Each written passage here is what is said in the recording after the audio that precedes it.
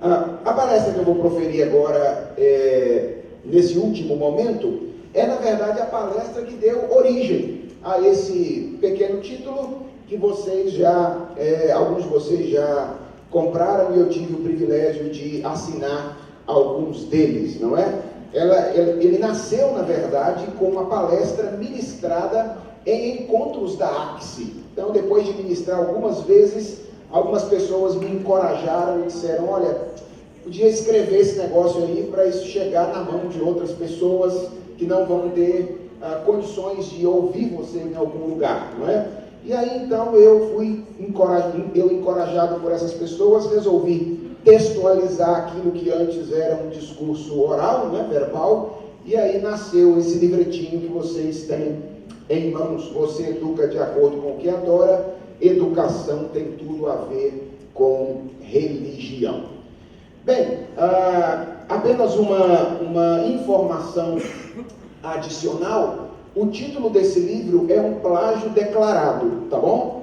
Ele é uma imitação do título do livro do Dr. Greg Bill, Você se torna aquilo que adora, publicado pela editora Vida Nova. Então, quando você lê a introdução do texto, você já vai perceber que eu declaro plágio, tá bom? Eu não estou usando sem declaração, foi de lá mesmo que eu roubei esse título, Você educa de acordo com o que adora.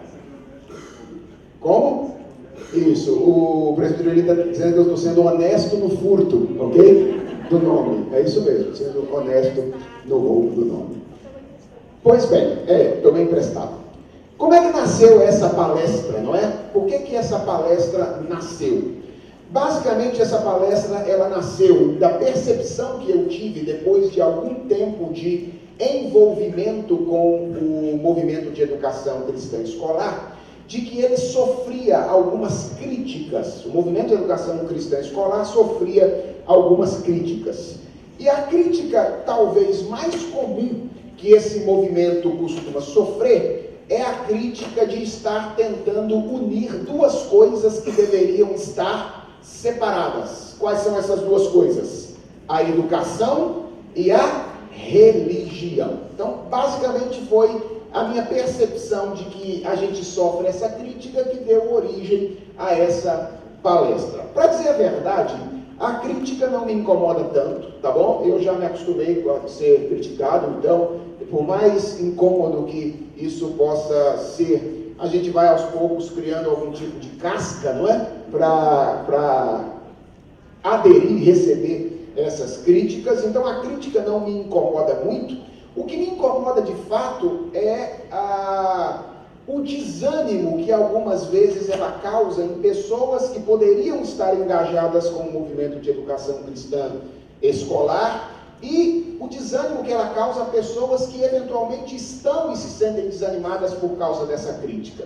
Porque o que acontece é basicamente o seguinte, os cristãos envolvidos com a educação cristã escolar, eles têm que ficar explicando o tempo inteiro a razão pela qual eles fazem isso.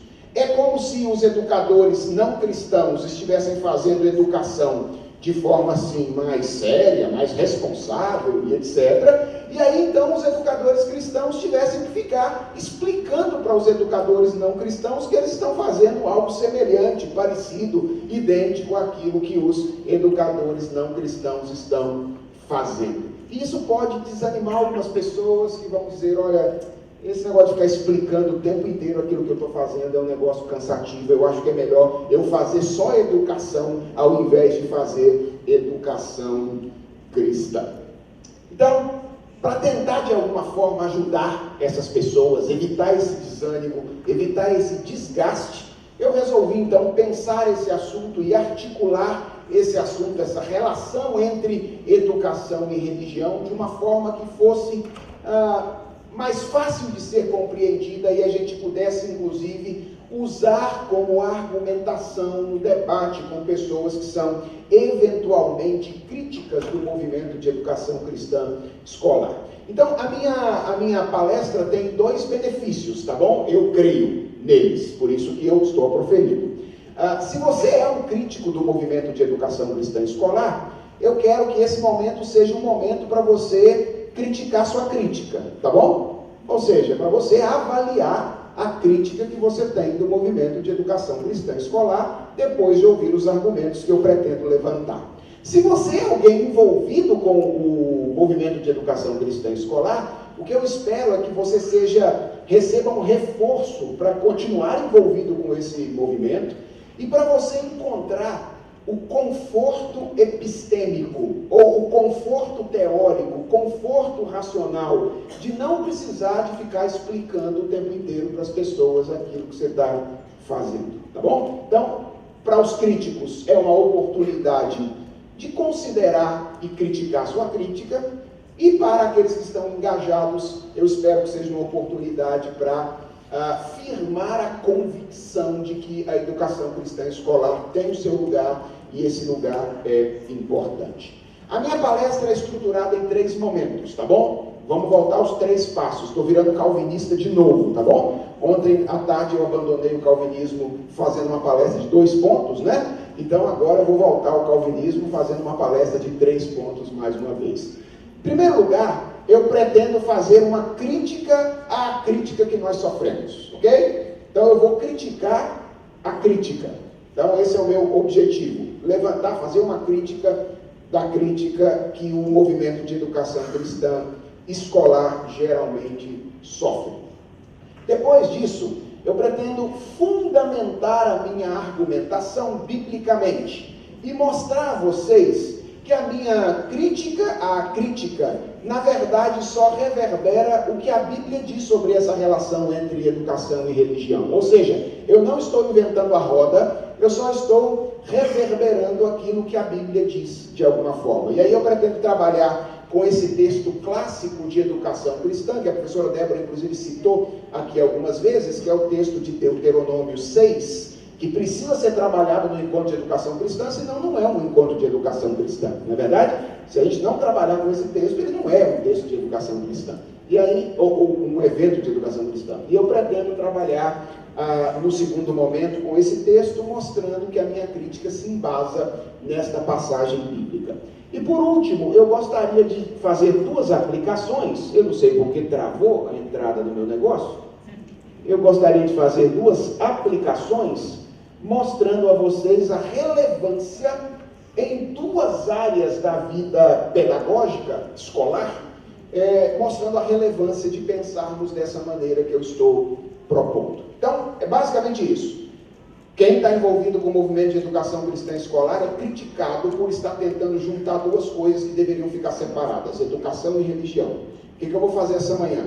Eu vou criticar essa crítica, depois eu vou fundamentar a minha crítica à crítica, e depois eu pretendo mostrar 2 aplicações da maneira de pensar que eu quero propor a vocês. Bem, esperando que esteja claro qual é o nosso caminho, então vamos começar fazendo aí a crítica da crítica.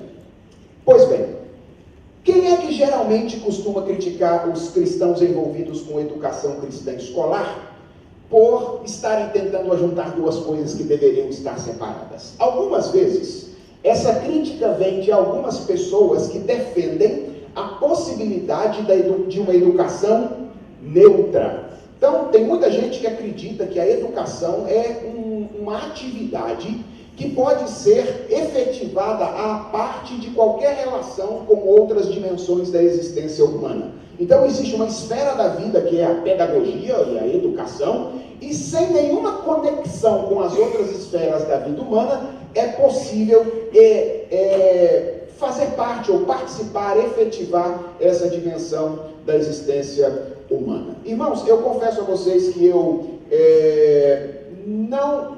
creio que nós não devemos dar muito ouvidos à crítica quando ela vem dessas pessoas, porque essa postura de acreditar na ideia de uma educação neutra, ela é academicamente ultrapassada. Na verdade, elas caberia muito bem no século XVII, no século XVIII, quando a ideia de uma racionalidade pura, neutra, autônoma ainda era vigente. Mas depois do advento da pós-modernidade, do século XIX, e depois do século XX, sobretudo, a ideia de que é possível pensar qualquer aspecto da vida, sem conexão com outras dimensões da nossa existência, foi completamente abandonada pela academia. Então, quando alguém, preste atenção, defende a possibilidade de uma educação neutra e critica a educação cristã com base nesses argumentos, o que ele está revelando é que ele está academicamente ultrapassado. Ou seja, ele não acompanhou o desenvolvimento acadêmico dos últimos séculos. Porque absolutamente ninguém mais que estude seriamente esses assuntos diz que é possível pensar a vida a partir de outros aspectos da nossa existência. Então, acho que essa é quando a crítica vem dessa perspectiva, aí então a minha tendência é só dizer, olha, você precisa atualizar-se um pouquinho academicamente, você está uns 300 anos atrasado, mais ou menos, né? Mas existe um outro grupo de pessoas que geralmente faz essa crítica, que são pessoas que acreditam que existe uma relação necessária entre a educação e vários aspectos da existência humana, mas que sobrenaturalmente continuam afirmando que, em relação à religião, a educação é neutra. Então, há um grupo de pessoas que diz assim, existe uma relação entre educação e cultura, sem dúvida. A cultura das pessoas interfere na maneira como elas educam. E a educação serve para formar a cultura das pessoas. Então, elas estabelecem uma relação entre educação e cultura.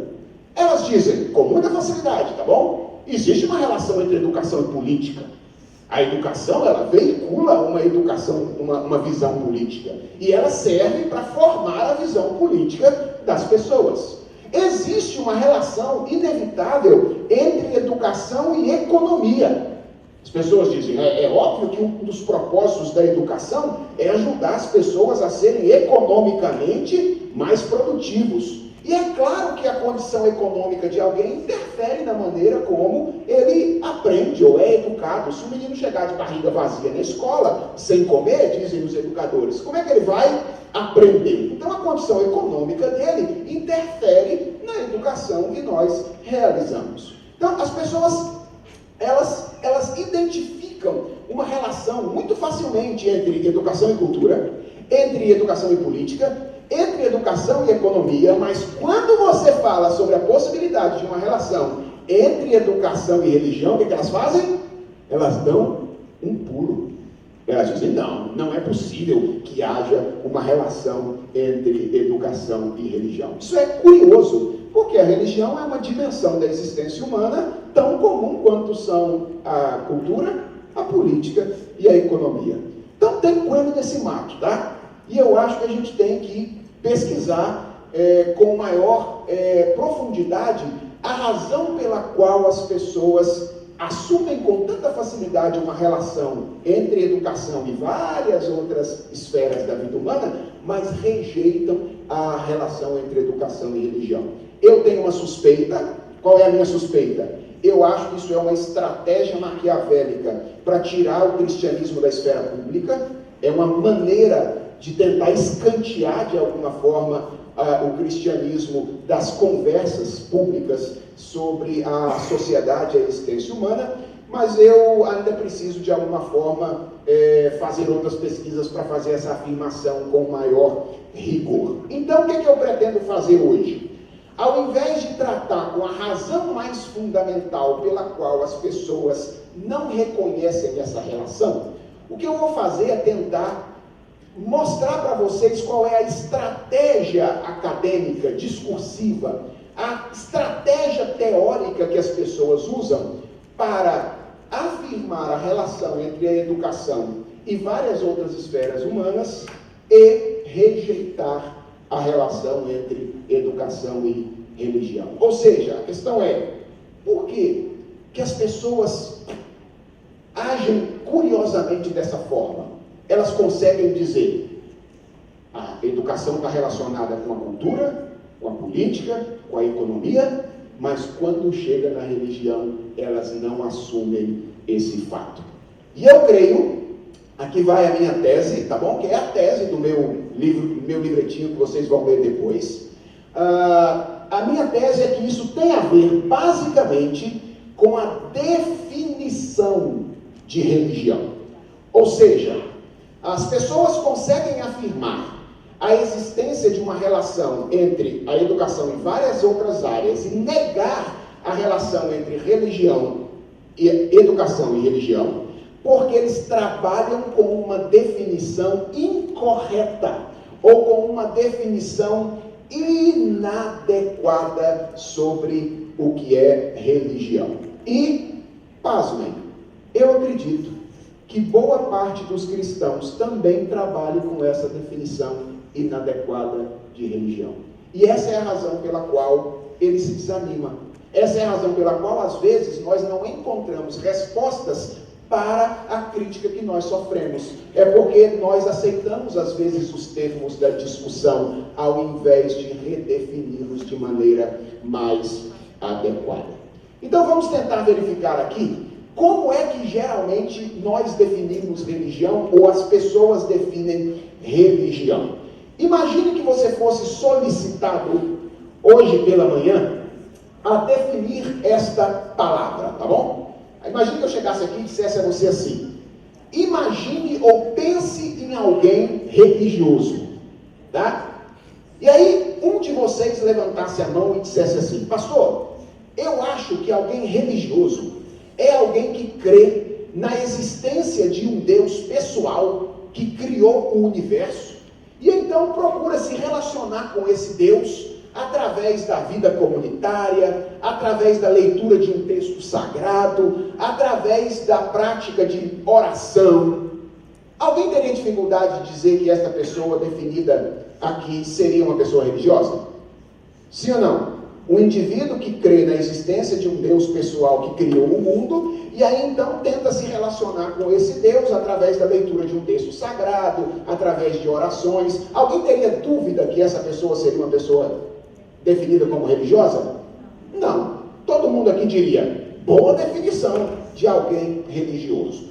Ou então imagine que outra pessoa lá atrás levantasse a mão e dissesse assim: ó pastor, para mim, uma pessoa religiosa é um indivíduo que acredita na existência de um mundo habitado por espíritos desencarnados, tá bom? E ele acredita que o mundo físico é o ambiente no qual esses espíritos purgam os seus pecados. Então ele acredita numa sequência de reencarnações até a gente se tornar um pouco mais perfeito espiritualmente. Alguém teria dúvida de que essa seria uma pessoa religiosa? Sim ou não? Não. Todo mundo diria: ok, essa é uma pessoa de fato religiosa. Imagine que um outro indivíduo dissesse assim: não, para mim, uma pessoa religiosa é alguém que sustenta a existência de uma força superior impessoal, uma energia, uma espécie de harmonia universal, da qual o homem participa através do contato com os elementos da natureza: fogo, ar, terra. E aí então ele costuma organizar a casa dele em torno do eventual impacto que essas coisas possam ter na vida. Então ele tem a mesma quantidade de elementos químicos, e aí ele coloca de um jeito na casa dele, na sala dele ele arruma de um jeito, etc e tal, coloca um cristal em tal lugar assim, assim. Você teria dificuldade de acreditar que essa pessoa é uma pessoa religiosa? Não. Qualquer definição dessa que fosse dada nesse auditório hoje seria recebida com muita naturalidade como a definição de um indivíduo religioso. Agora imagine que alguém dissesse assim: para mim, uma pessoa religiosa é um professor universitário materialista, ou seja, que acredita que a matéria é tudo que existe, que sustenta que o conhecimento racional do mundo é o caminho para a experiência significativa, de sentido, de significado desse mundo, e então ele se esforça e se dedica com todos os seus recursos e energia ao projeto de se tornar um indivíduo culto. Você, com a mesma naturalidade, diria que esse indivíduo é um indivíduo religioso? Possivelmente não. Você olharia e diria: não consigo enxergar religião nesse indivíduo. Ou então alguém dissesse assim: para mim, o indivíduo religioso é alguém que entende que a segurança de um homem, ela é derivada da quantidade de bens, de recursos que ele possui. E aí então, ele investe a sua vida visualizando os seus rendimentos, os seus investimentos lá no seu extrato bancário, e ele se dedica intensamente a conseguir a maior quantidade de recursos e bens que ele pode conseguir. Alguém olharia para esse indivíduo também como um indivíduo religioso? Possivelmente não. Minha pergunta é: qual é a razão pela qual as primeiras imagens são facilmente definidas como a imagem de um homem religioso, e as segundas imagens que eu pintei não costumam ser definidas como a imagem de alguém religioso? A razão é simples. É que geralmente nós definimos religião pelo objeto no qual se crê. A definição que nós temos de religião é basicamente a ideia de que o homem religioso é alguém que acredita em um universo transcendente, alguma coisa que transcende a experiência que nós temos nesse mundo material. É por isso que quando alguém diz eu creio num Deus pessoal, eu creio numa força universal, eu creio num universo habitado por espíritos, a gente facilmente diz, esse indivíduo é um indivíduo religioso. Porque para nós, ser religioso é acreditar em objetos transcendentes. É acreditar em coisas que transcendem a nossa experiência da concretude da realidade. Mas a minha pergunta é: essa é uma boa definição de um indivíduo religioso? E eu creio que se você estudar um pouquinho de história das religiões, não precisa estudar muito não, pode estudar só um pouquinho da história das religiões, e você vai perceber que a história das religiões nos diz que não apenas objetos transcendentes, mas ao longo da história, objetos imanentes, ou seja, coisas da concretude da nossa existência, foram cridas como alvo de crença religiosa. Foram alvo desse tipo de crença que a gente chama de religião. Por exemplo, há várias religiões no mundo que adoram os astros celestes. Não é verdade? Religiões indígenas, por exemplo, que fazem dos astros celestes, o sol, a lua, as estrelas, uma divindade. Elas adoram esses astros como se eles fossem divinos. Existem algumas religiões no mundo que adoram certos animais. Não é verdade? É o caso de alguns ramos do hinduísmo, por exemplo, como mostrou, por exemplo, aquela novela que a Globo fez há algum tempo atrás. Como é que é o nome mesmo? Como? Como é que é? Isso, esse é um jeito de pastor descobrir quem está assistindo a novela das 9. Isso aí, Caminho das Índias. Foi isso mesmo, é isso mesmo. Essa novela que mostrou exatamente como é que alguns ramos do hinduísmo tratam determinados animais como se eles fossem divinos. A vaca, por exemplo, é adorada como se fosse divino. Em alguns outros momentos da história, alguns homens e algumas funções particulares foram adoradas como se fossem divinas. É o caso de Roma, por exemplo, o Império Romano, no qual o imperador era um deus, um representante dos deuses. Meu ponto é o seguinte: o que esses exemplos mostram para nós? Eles mostram que definir religião como uma relação com objetos exclusivamente transcendentes não é algo adequado, historicamente falando, empiricamente falando. A nossa experiência mostra para nós que não apenas objetos transcendentes podem ser alvo de crença religiosa, coisas que estão fora do mundo, mas coisas que estão dentro do mundo, objetos imanentes, também podem ser alvo de crença religiosa. Então, essa maneira de definir religião não está correta. Essa maneira de definir religião, ela está equivocada e ela é ideológica. Então, talvez a sua pergunta seja: ok, pastor? Então, qual é a maneira correta de definir religião? Como é que nós deveríamos entender religião? Eu creio e proponho que ao invés de definirmos religião pelo objeto no qual se crê, nós definamos religião a partir do tipo de relação que alguém estabelece com um determinado objeto, seja esse objeto qual for, de natureza transcendente ou de natureza imanente. Ou seja, o que define uma relação religiosa não é o objeto com o qual a relação é estabelecida, mas é o tipo de relação que alguém estabelece com um determinado objeto. Vamos voltar agora aos exemplos que eu dei anteriormente, tá bom? Entre aqueles 3 primeiros exemplos e os 2 últimos, há uma distinção óbvia no que diz respeito ao objeto, não é? Os 3 primeiros se relacionam com objetos que estão fora do mundo, são transcendentes.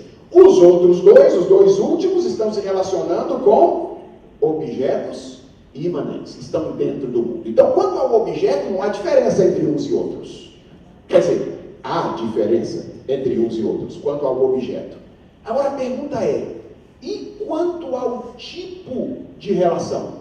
Existe algum tipo de diferença, ou alguma diferença quanto ao tipo de relação entre o indivíduo que diz que experimenta conforto, significado, esperança na sua relação com um Deus transcendente, e aquele que diz que experimenta todas essas coisas na relação com um objeto imanente, como é o caso do conhecimento teórico, por exemplo? A resposta é óbvio que não. Essas duas pessoas, tanto aquele que crê em Deus e se devota a Ele, quanto aquele que crê que o sentido da vida tem a ver com o conhecimento e se devota a Ele, são crentes e devotos.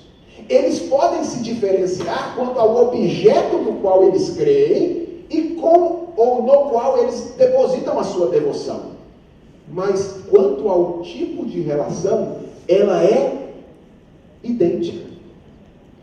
Tanto aquele que diz que experimenta segurança depois de uma reunião de oração, quanto aquele que experimenta segurança depois de olhar o extrato bancário e dizer que o extrato está bom, eles estão estabelecendo uma relação da mesma natureza com objetos diferentes.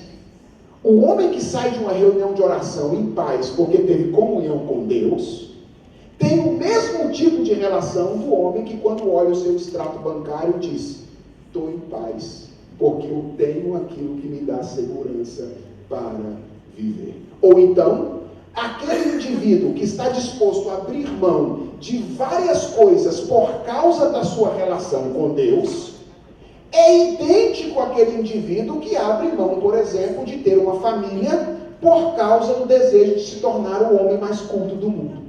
Ambos estão dispostos a abrir mão de coisas da vida porque entenderam que um determinado objeto é um objeto absoluto. O que é religião? Religião é aquele tipo de relação que o homem estabelece com um determinado objeto no qual ele deposita o seu amor e a sua confiança últimos. À luz dessa perspectiva, preste atenção. Não existe homem não religioso. Todo ser humano é religioso. Porque todo ser humano possui necessidade de depositar o seu amor e a sua confiança últimos em alguma coisa. E quando ele perde esse amor e confiança últimos, o que é que ele faz?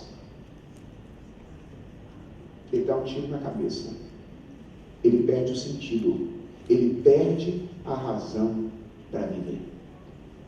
Então, perceba, a maneira correta de definir religião não é, portanto, pelo objeto com o qual se relaciona, mas pelo tipo de relação com que nós estabelecemos com um determinado objeto. Quando nós redefinimos o conceito de religião, a religião não se limita a um fenômeno típico de pessoas particulares. A religião é um fenômeno universal de todas as pessoas. O que eu estou querendo dizer com isso é que o projeto de educação cristã escolar, longe de estar tentando unir duas coisas que deveriam estar separadas, está apenas reconhecendo a relação de duas coisas que sempre estiveram juntas. Os cristãos não são os únicos que educam a partir daquilo que adoram. Educam a partir daquilo que eles creem ser o seu absoluto.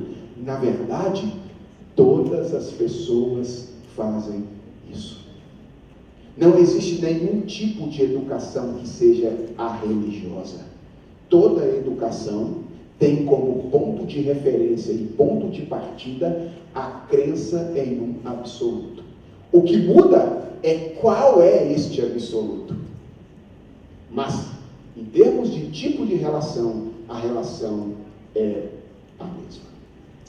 Talvez você esteja se perguntando, e de onde você tirou isso? Bem, eu creio que é possível encontrar esta verdade de que existe uma relação inevitável entre educação e religião no texto bíblico de Deuteronômio, capítulo 6, que eu quero trabalhar com vocês um pouquinho a partir desse momento, no segundo passo, então, da minha palestra, tá bom? Então, até aqui a gente tentou ver como é que esse negócio dessa crítica aí se fundamenta numa visão equivocada de religião e tentamos redefinir esse conceito.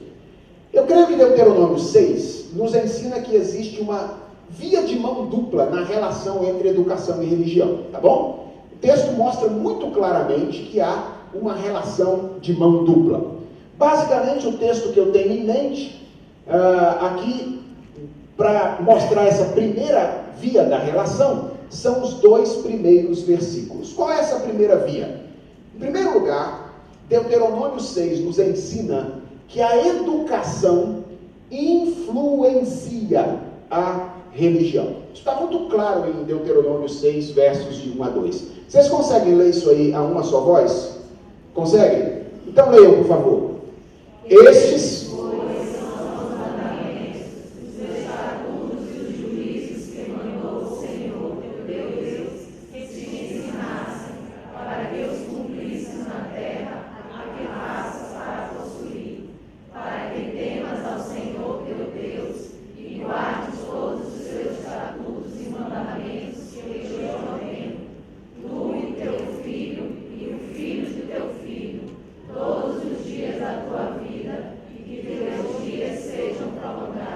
Vejam, esses 2 versículos tratam da atividade pedagógica de Moisés, tá bom? Deus tinha acabado de entregar para Moisés a lei em Deuteronômio capítulo 5, e aí então vem Deuteronômio capítulo 6. Geralmente o 6 vem depois do 5, não é verdade?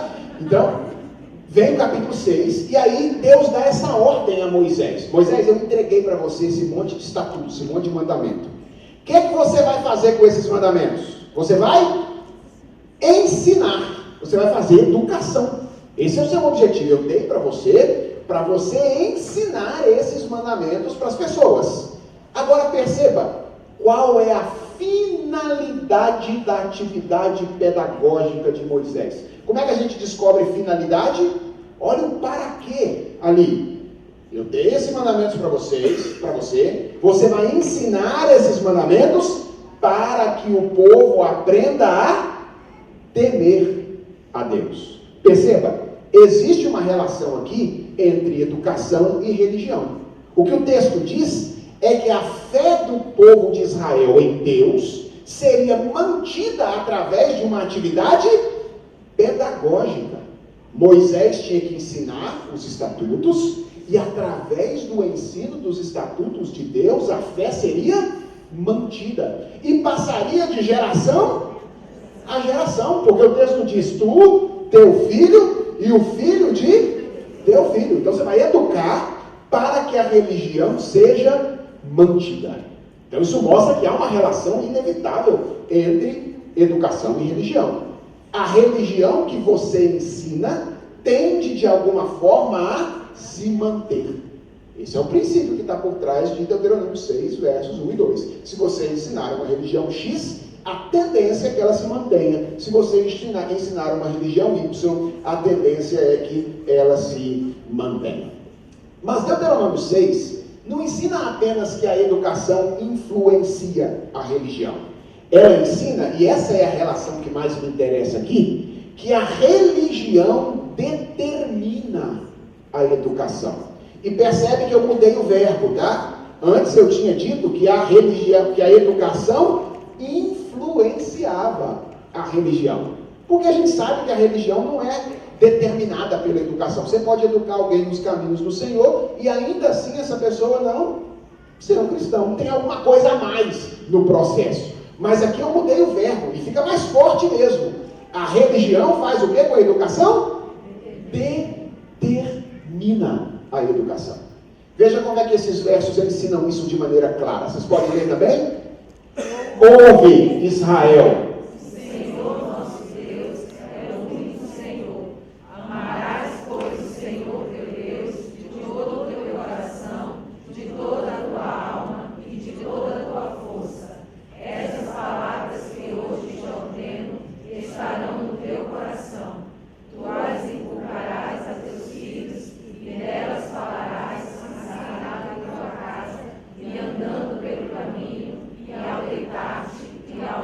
Vocês já viram várias pessoas falando sobre esse assunto várias vezes, já? Acredito que vocês já ouviram alguns sermões, inclusive, sobre esse texto.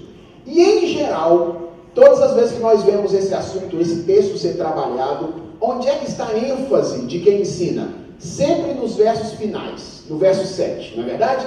Porque a gente tem que trabalhar e inculcar as coisas dos nossos filhos, porque a gente precisa ensinar a todo momento, etc. A gente fixa nesses versos. E aí a gente acaba perdendo a preciosidade que existe nos versos anteriores, que mostram que existem exigências prévias para que isso aconteça. Os versos finais tratam da atividade educacional propriamente dita, que é aquilo que a gente tem que fazer na educação, ensinar em todo instante. Isso é importante. Mas isso só pode acontecer se algumas atividades prévias forem cumpridas, e se são prévias, obviamente, anteriormente, não é? Qual é a primeira atividade prévia? Olha aí como é que Moisés diz no verso 6, ou Deus fala com Moisés no verso 6. A primeira é: estas palavras que hoje te ordeno estarão no teu coração. Veja bem. Qual é a primeira condição para que alguém eduque de acordo com a vontade de Deus? Esse é o ponto aqui. Primeiro, você precisa ser educado. Antes de você ensinar para as pessoas, você precisa primeiro aprender. Você não pode ensinar para ninguém aquilo que você não sabe. Agora, tem algo significativo aqui. É que as palavras não precisam estar apenas na cabeça, na mente. Elas precisam estar aonde? No coração. E coração no Antigo Testamento tem a ver com a nossa identidade, com aquilo que nós somos. O que Deus está dizendo a Moisés é o seguinte: você só ensina aquilo que você é. Você não consegue ensinar aquilo que você não é. Por quê? Porque existe uma relação inevitável entre o que nós ensinamos e aquilo que nós somos. Há uma relação inevitável entre a nossa pedagogia e a nossa identidade. Então, a primeira coisa que Deus diz a Moisés é: antes de ensinar do jeito que eu quero que você ensine, você precisa ser do jeito que eu desejo que você seja. Mas não para aí. Tem uma exigência anterior. Qual é a exigência anterior? Amarás, pois, o Senhor teu Deus de todo o teu coração, de toda a tua alma e de toda a tua força. Como é que é o nome disso aqui? Religião. Esse é o nome. Religião. Ou seja, você só consegue ensinar do jeito que Deus quer se você for antecipadamente do jeito que Deus quer. E você só pode ser do jeito que Deus quer se você for um adorador. um amante de Deus sobre todas as coisas. Se o objeto final da sua existência, que você acredita ser a fonte da sua esperança, do seu sentido, do seu significado, da sua satisfação, da sua felicidade, for o Senhor. Porque não existe apenas uma relação entre educação e identidade. Existe uma relação também entre identidade e religião. Nós costumamos parecer com aquilo que nós adoramos. Nós somos aquilo que nós adoramos. Lembra do tio Patinhas? Lembra dos olhos de tio Patinhas? Os olhos de tio Patinhas só viram aquilo que ele adorava, aquilo que ele amava. Porque a nossa identidade é forjada pela nossa adoração, pela nossa religião. Então, de onde eu tirei esse negócio de que todo mundo educa de acordo com o que adora? De Deuteronômio 6. O que Deus está dizendo a Moisés aqui é que existe uma relação inevitável entre as nossas atitudes e a nossa identidade. E existe uma relação inevitável entre a nossa identidade e a nossa adoração. Eu costumo dizer que na pedagogia existe uma relação que na verdade poderia ser ampliada para todas as áreas da vida. A relação é, primeiro nós adoramos, adorar. Aquilo que nós adoramos forma quem nós somos, e aquele que somos determina a maneira como nós educamos. Então, adorar, ser e educar é a equação da atividade pedagógica. Então, Deuteronômio 6 mostra exatamente isso. Mostra que há uma relação de determinação entre aquele a quem adoramos, a nossa identidade e a maneira como nós educamos.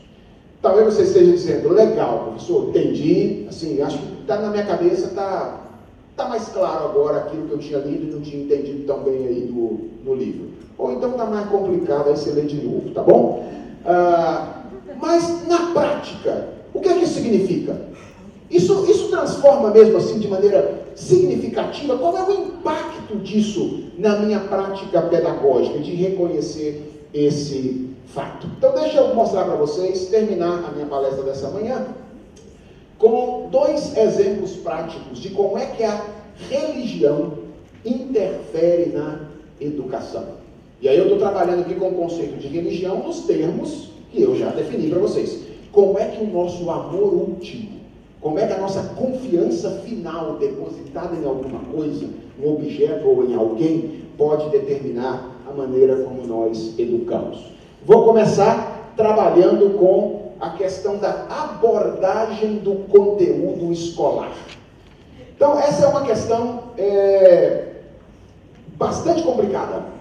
E geralmente quando a gente fala de educação cristã escolar, o que vem na cabeça das pessoas é exatamente isso, né? O que vai mudar na sala de aula quando eu for abordar o conteúdo com o meu aluno? Porque afinal de contas, não é? O conteúdo é sempre o mesmo. Para usar aqui o que as pessoas dizem com mais frequência, 1 mais 1 é igual a 2 na educação cristã e na educação não cristã. Então, afinal de contas, que tipo de diferença vai fazer se eu sou um cristão comprometido com a educação cristã ou se eu não sou um cristão comprometido com a educação cristã na hora que eu tiver que ensinar o meu aluno que 1 mais 1 é igual a 2? Primeiro, lembra que eu disse a vocês ontem que o que mais importa é a grande história. Lembra disso? E a maneira como as pequenas histórias serão encaixadas na grande história. E isso acontece dentro da sala de aula. Por essa razão, eu tenho distinguido entre 2 tipos de abordagem de conteúdo a princípio, tá bom? Uma que eu costumo chamar de abordagem imanente e outra que eu costumo chamar de abordagem transcendente. Veja, para mim não existe abordagem neutra, tá bom? Não existe. Toda neutra em relação à religião, não existe. Toda abordagem de conteúdos é religiosa. Por isso, não se iludam. Quando você adota um livro didático, você não adota só um determinado arranjo de conteúdos. Você adota uma visão de mundo. Pode ficar atento a isso. Porque os conteúdos são abordados de uma maneira particular. E eu costumo dizer que mais importante do que o que você ensina é o como você ensina. Como você ensina. Então, um livro didático não carrega apenas um arranjo de conteúdos, ele carrega uma visão do mundo. O que seria aquilo que eu chamo de abordagem imanente? É uma abordagem que considera que os conteúdos, eles encerram os seus significados em si mesmos, tá bom? 1 mais 1 é igual a 2, é tudo aquilo que eu tenho que ensinar e pronto, é só isso e acabou aí, tá bom? As pessoas que adotam uma abordagem imanente, elas têm muita dificuldade de oferecer um conteúdo integrado. Vocês já perceberam isso? A gente fala muito de integração, né? Mas a coisa mais difícil é ver isso acontecer na prática. Vocês já perceberam isso? O que é esse negócio de integração? Sabe por que é difícil perceber isso na prática de uma abordagem imanente? Como é que você vai hierarquizar conteúdos e dizer, esse vai servir àquele, quando as coisas todas são autônomas e absolutas? Não tem jeito. Não existe muita possibilidade de integração numa perspectiva que trata os conteúdos todos como se eles fossem autônomos e absolutos. E o que seria uma abordagem transcendente? É aquela abordagem que entende que os conteúdos, eles não resumem em si mesmos o seu significado. Eles estão sempre relacionados com a vida como um todo e com alguma coisa que está para além da vida, que é o Criador da existência. Afinal, como eu disse ontem, o que diz o Salmo 19? Que os céus proclamam a glória de Deus. E o firmamento anuncia as obras das suas mãos.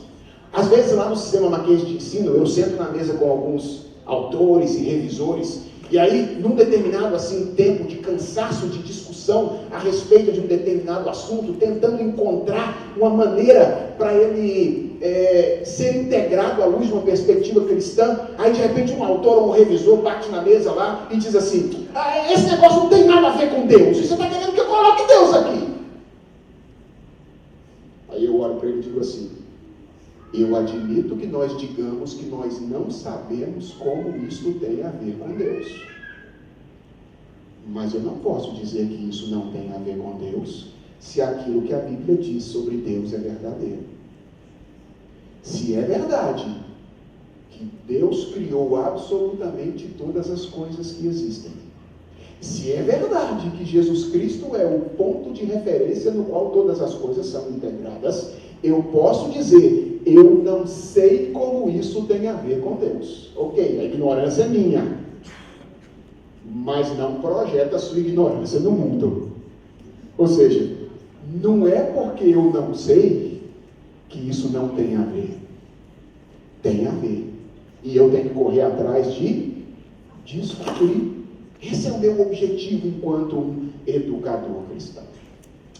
Então talvez a pergunta seja, ok, pastor, mostra aí então na prática qual é a diferença de uma abordagem imanente e transcendente. Imagine que um professor de matemática esteja na sala ensinando adição. E aí ele ensina para os seus alunos que 1 mais 1 é igual a 2, ok?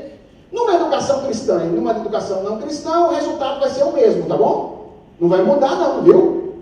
Na educação cristã, 1 mais 1 não vai ser 3 não, tá bom? Vai ser 2, do mesmo jeito, não vai mudar nada. 1 mais 1 é igual a 2, 1 mais 1 é igual a 2, nos dois modelos de abordagem de conteúdo.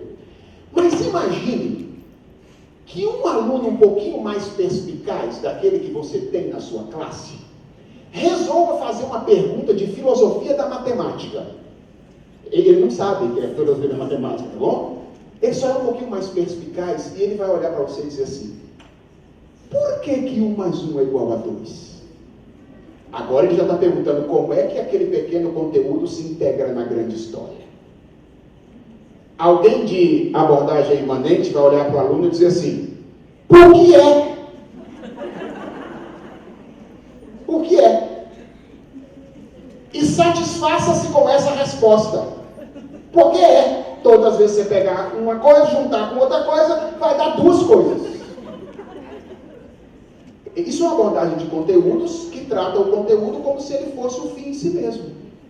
Encerra o seu próprio significado e sentido. 1 mais 1 é igual a 2. Por quê? E agora imagine que você tem um professor cristão. E esse mesmo aluno pergunta: por que 1 mais 1 é igual a 2? Se ele responder o que é, então ele não deu aula como cristão naquele momento. Porque a resposta não é que 1 mais 1 é igual a 2 porque é. 1 mais 1 é igual a 2 porque existe uma estrutura de lei matemática, uma estrutura de significado imposta por Deus quando trouxe a realidade à existência, que faz com que em qualquer lugar do mundo você pegue uma coisa, junte com outra coisa e dê 2 coisas. Porque existe um organizador, um ordenador, que fez com que as coisas fossem do jeito que elas são. É por isso que eu não posso pegar uma coisa aqui e juntar com outra coisa, dizer que são 3 coisas ou 4 coisas. Todas as vezes eu estarei sujeito a dizer que quando eu pegar uma e juntar com outra, vai dar 2 coisas. Existe uma ordem, um ordenamento no mundo criado. E ordenamento pressupõe pessoalidade. Você só pode ter ordem se existir uma pessoa que impôs esta ordem. Então, uma abordagem transcendente vai do conteúdo em si em direção ao autor daquele conteúdo. Aí você faz a pergunta: e qual a diferença final disso? A diferença é simples. Quem aprendeu que 1 mais 1 é igual a 2 porque vai aprender que as outras áreas da vida mais complexa também são o que são. Quem aprendeu que 1 mais 1 é igual a 2 porque há um ordenamento na realidade criada, quando chegar em questões mais complexas como verdade ou mentira, verdade ou falsidade, beleza ou feiura, justiça ou injustiça, moralidade e imoralidade, vai se lembrar daquilo que ele aprendeu lá atrás com o professor de matemática dele. Se a pessoa que ordenou o mundo se preocupou com uma coisa tão pequena quanto uma conta matemática, ela deixaria em aberto questões complexas como questões de verdade e falsidade, moralidade ou imoralidade, beleza e feiura, correção ou não correção? É óbvio que não. Ele terá muito mais facilidade de perceber o ordenamento moral, estético, jurídico do mundo criado, do que aquele que foi sujeitado a uma educação de abordagem imanente. Era só uma aula de edição, mas não é só uma aula de edição. Deus está sendo conhecido por trás dessas coisas mínimas e pequenas da nossa existência. Percebe? Não há como fugir.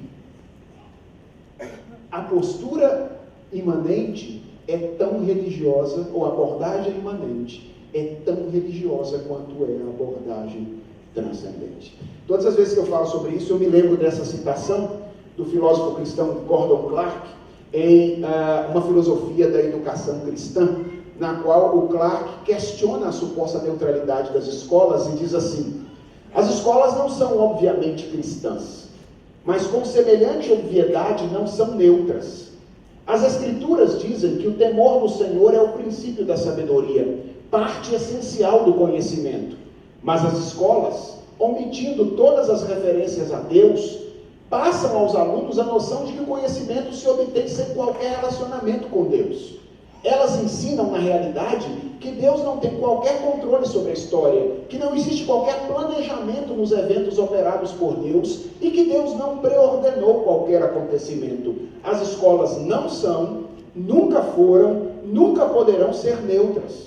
O sistema escolar que ignora a Deus ensina os seus alunos a ignorarem a Deus. Isso não é neutralidade, é a pior forma de antagonismo, porque julga que Deus não é importante, ele é irrelevante à raça humana.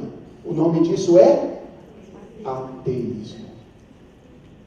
Não existe espaço do meio. Lembra do que Jesus Cristo disse? Quem comigo não ajunta, espalha. Não existe coluna do meio. Ou é um lado, ou é o outro lado. Ou eu ensino e abordo conteúdos como um cristão, ou eu abordo conteúdos de maneira não cristã. Deixa eu dar um salto aqui para um outro aspecto da vida escolar, com o qual eu vou encerrar a minha palavra nesta manhã. A gente sabe que educar tem a ver com relacionamentos pessoais, não é? A educação não se faz sem esse relacionamento de professor-aluno. E é muito interessante como é que os relacionamentos pessoais também são determinados pela nossa religiosidade, não é? Jesus Cristo resumiu os 10 mandamentos, né, em 2 mandamentos, vocês se lembram? Amar a Deus sobre todas as coisas e amar ao próximo como nós mesmos. Por que essa ordem? Por que essa ordem? Por que Jesus não falou amar o próximo primeiro para depois amar a Deus? Simples, porque uma coisa depende da outra. A sua religião determina as suas ações. Ninguém pode amar o próximo como a si mesmo se antes não amar a Deus. Uma coisa depende da outra, por isso essa ordem.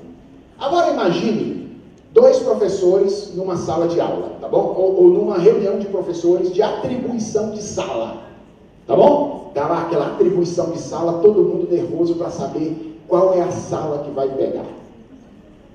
E todo mundo está com medo do 5º ano A. Por quê? Porque o 5º ano A tem 2 alunos que são dificílimos. Está todo mundo com medo do 5º ano A. E aí de repente, o 5º ano A cai com a fulana de tal que não tem uma visão de mundo cristã. E aí de repente, diante da recepção do 5º ano A, ela olha para a colega do lado e fala assim: eu devia ganhar mais para trabalhar nessa escola. 5º ano A de novo, olha aí, e eu com esse salário miserável. Veja bem, o salário dos trabalhadores da educação precisam ser melhores e mais justos? Sim, é claro, nós precisamos defender isso, tá bom? Então, as pessoas devem receber de maneira honesta e de maneira digna. Mas lembra do que a professora Débora falava o tempo inteiro aqui? Você não pode ser professor só pela quantidade de recursos que você ganha. Quando alguém reage desta forma à recepção de um aluno difícil, o que ele está dizendo? Ele está dizendo: eu estou aqui unicamente para ganhar dinheiro. E aí, quando um aluno difícil cai nas mãos dele, ele entra em parafuso por causa do comprometimento último que ele assumiu. Ele não está lá por vocação, ele está lá para ganhar dinheiro. Imagina um outro professor cristão que recebe o 5º ano A. É óbvio que ele não vai olhar para o lado e falar assim: nossa, era a turma que eu mais queria. Não, gente, ser cristão não é ser desonesto, ok? Mas ele pode olhar para o colega e dizer assim: 5º ano A, eu orei tanto vindo no caminho para que isso não acontecesse comigo. Mas sabe uma coisa? Eu acredito que a gente vai conseguir fazer algum progresso. Com a graça de Deus. Eu sei que o ano não vai ser fácil. Eu sei que talvez eu nem consiga realizar todas as coisas que eu tinha na cabeça para realizar. Mas nós somos chamados para amar as pessoas. E se Deus me colocou para trabalhar com o 5º ano A, que tem esses 2 alunos, eu vou me esforçar para fazer o melhor que eu conseguir naquela turma, naquela classe. A gente tende a olhar para a primeira postura, né, para a segunda postura, como uma postura religiosa, porque Deus entrou na conversa. Né? Deus entrou na conversa, aí é o religioso de novo. E para a primeira, como se ela não fosse religiosa. Mentira, ambas são posturas religiosas. O que muda é o objeto. Quando alguém está comprometido com Deus, Deus é a razão da sua existência. Ele pode, inclusive, encarar situações difíceis como essa sem lamúria. Sem lamúria. Quando alguém está comprometido com alguma coisa terrena, com seu conforto pessoal, com a construção da sua carreira, quando Veja, eu não estou dizendo que essas coisas não são importantes, elas são, mas elas não podem ser o principal. Não terás outros deuses diante de mim. Elas não podem ser a razão da nossa existência. Quando elas são insuficientes para sustentar uma relação adequada com o próximo. Tio Patinhas. A gente começa a olhar para os nossos alunos e a gente começa a vê-los como números. Faz a conta, não é? Eu ganho tanto por mês, tenho 40 alunos, quanto vale cada um deles?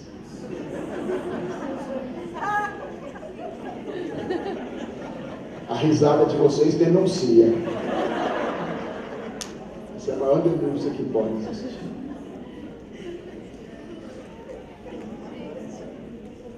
Por que isso é verdade? Porque a nossa religião determina a maneira como nós educamos.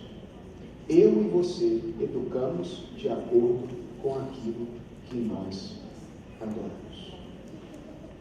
Eu gostaria de terminar dizendo que a conclusão a qual nós chegamos depois dessa palestra é que tanto no que diz respeito ao conteúdo quanto às relações interpessoais no ambiente escolar, o elemento fundamental para o desenvolvimento de uma proposta efetiva de educação cristã é o amor a Deus sobre todas as coisas. Se eu pudesse dizer, tem uma coisa que você tem que guardar no coração ao sair daqui, eu diria, guarda essa verdade. Você quer ser um educador cristão? Então você precisa aprender a amar a Deus sobre todas as coisas. Amar a Deus mais do que você. Amar a Deus mais do que a sua carreira. Amar a Deus mais do que a sua conta bancária. Amar a Deus mais do que o seu conforto. Você precisa aprender isso. Então isso significa que é só isso que eu tenho que aprender? Então a maneira de educar não mexe nada. Não, peraí. Se isso resolver, muda tudo. Lembra do que disse Agostinho? Ama a Deus e faz o que quiseres. Ué, Agostinho, posso viver de maneira libertina? Não, é que quem ama a Deus não vive de maneira libertina. Quem ama a Deus se esforçará para fazer melhor em todas as áreas e os aspectos da vida. Se existe uma oração, portanto, que nós podemos fazer ao sair daqui, a oração é: Senhor, ensina-nos a amar-te sobre todas as coisas. Amém. Esta é a oração. Porque o dia que aprendemos a amar a Deus sobre todas as coisas, tudo mais mudará na nossa maneira de educar e de trabalhar na educação das pessoas. Vamos falar com o Senhor então? Deus, obrigado pelo tempo de reflexão, de discussão. E agora, diante daquilo que ouvimos, nós queremos fazer um clamor ao Senhor.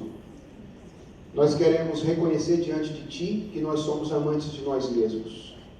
E que muitas vezes nós trabalhamos conteúdos, nós vemos pessoas de qualquer maneira por causa do nosso apego a nós mesmos. Porque estamos apegados demais ao nosso conforto, estamos apegados demais à nossa carreira, ao nosso nome, estamos apegados demais à nossa manutenção física. E conquanto todas essas coisas sejam importantes, elas às vezes substituem aquilo que é o principal. Nós queremos, portanto, pedir ao Senhor que em Cristo Jesus Tu nos ensines a amar-te. Nós precisamos disso.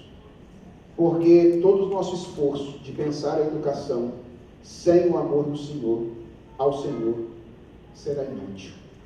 Então ensina-nos, ó Deus, a amar o Senhor, a nos dedicar a Ti. E dá-nos a graça de educarmos da maneira como o Senhor deseja que eduquemos. Ensina-nos, ó Deus, no desafio de cada um de nós a perceber as implicações da cosmovisão cristã para as nossas esferas de atuação.